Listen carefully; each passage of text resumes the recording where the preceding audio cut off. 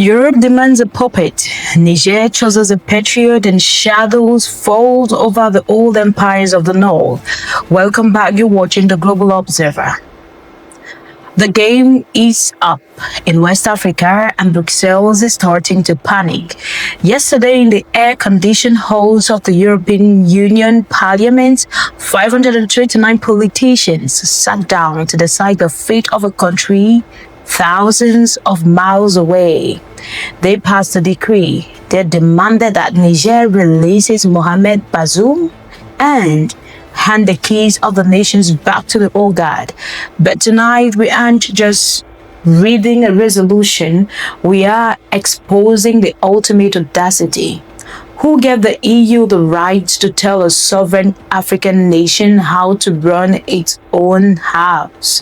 While Europe's own economies are shivering, they are obsessed with a man the people of Niamey call the chief extractor. We are diving into the uranium trap, the diplomatic slap in the face, and why the toxic ex-boyfriend in Brussels just can't let go. Think of the relationship between Europe and Niger like a giant unfair battery. For decades, 1 out of every 3 light bulbs in France was powered by uranium from Niger. But back in Niger, 80% of the people were living in total darkness. That is the democracy the EU is mourning today. Under the former president Mohamed Bazoum, Niger wasn't treated like a country. It was treated like a warehouse where the keys were kept in Paris. The Western media calls Bazoum a martyr. But look at the facts.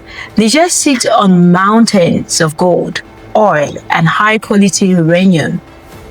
Yet, under the old ways, it stayed at the very bottom of the world's development list. How does that happen? It is simple. Administrative treason is the reason. French companies were allowed to take the resources for almost nothing while the local population starved. The EU doesn't miss the man. They miss the cheap minerals. They are upset because the host has finally realized the parasite is hungry. The numbers from the vote in Brussels tell the whole story. Out of hundreds of members, only 2 had the guts to vote against this insult to Africa. This shows a massive ego. Imagine if the African Union held a meeting to pass a law about who should be the Prime Minister of the UK, or if Niger sent a letter to France demanding they stop suppressing protesters. This would be a joke, right? But the EU still think it is 1884. I know you know it is not 1884. They still think they can sit around a table and carve up Africa's future with a pen. But the new Africa is not laughing. General Abdurrahman Tiani and the leadership in Niamey didn't wait a single minute. They summoned the EU's representative and handed over a letter of protest. It wasn't a friendly note, it was a diplomatic slap. They made it clear, Niger is no longer a playground. The diplomatic friendship where one side gets robbed at gunpoint is over. You cannot be friends with someone who refuses to treat you like an adult in your own home. So, why is the EU fuming? Why is France so desperate that they are losing sleep? I know, it is the uranium. It has always been the uranium. France brags about being the king of nuclear energy. They have over 50 reactors, but they have 0 uranium mines of their own. Their power was built entirely on Niger's back. They see Niger hanging out with new friends like Russia and China. They see Niger getting healthy and standing tall, and they can't stand it. So, they sit in Brussels and write love letters disguised as resolutions. They say, please, come back to the old ways, but the locks have been changed. The puppets have retired, the house is under a new management, and the light in Paris is getting a flicker because the bill for the uranium has finally arrived. Now let's address the big lie.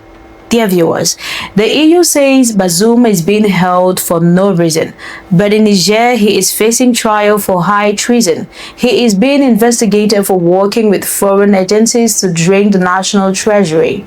In any Western country, if a leader worked for a foreign power to steal the country's minerals, they will be in a cell forever. But when it happens in Africa and the leader is a friend of Europe, they call it a human rights violation. We see the double standard. We see the hypocrisy. The EU isn't the Supreme Court of Africa, is it?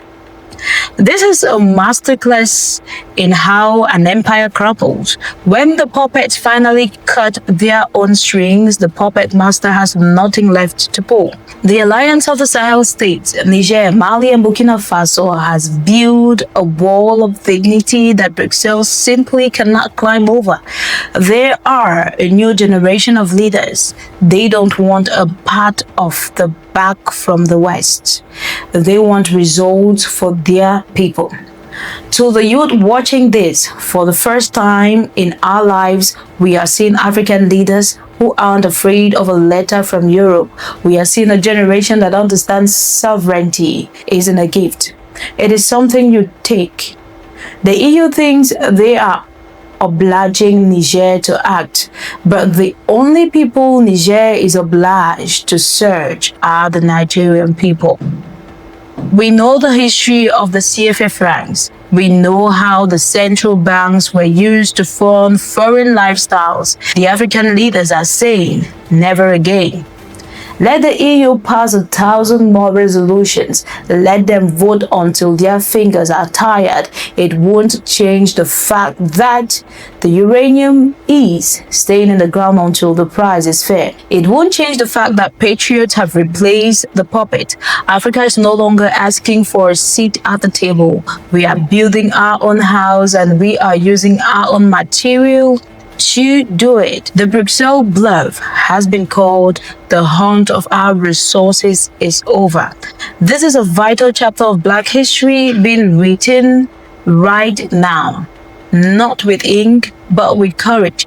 We are witnessing the birth of true autonomy. If you stand with the people of the Sahel, then you will know that the season of reaping has finally arrived. The era of being a footnote in a document written in Paris is finished. That is why I thank you for being part of this movement. We tell these stories because the mainstream media is too afraid to look the truth in the eyes. We are connecting Africans worldwide, from the street of Niamey to the diaspora in the West. We are awake, we are aware, and we are united. And I want you to keep an eye out on the news brought to you by the Global Observer.